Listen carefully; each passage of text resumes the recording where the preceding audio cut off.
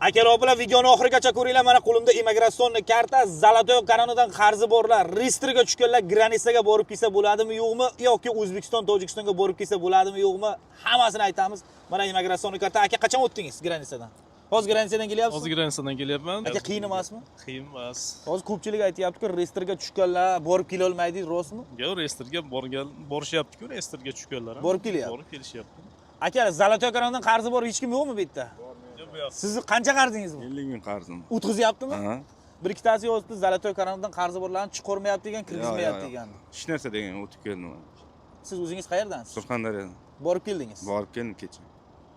Aka siz qayerdan? Toshkentdan. Toshkentdan. Shofir aka, nima bo'lyapti yangilik? Moshinda odam ko'p, prosta tushmadi, havo sovuq o'tdi. Sovuq uchun tushmayapti-da. Aha. Borib kelsa bo'lar, reyestrga tushgan ham, Zolotoy karoni ham. Zolotoy karoni endi slishkim ko'p olingan bo'lsa, surovga ancha o'tib ketgan bo'lsa, shunday qaytaryapti. Atak Tashqariga chiqarmayapti.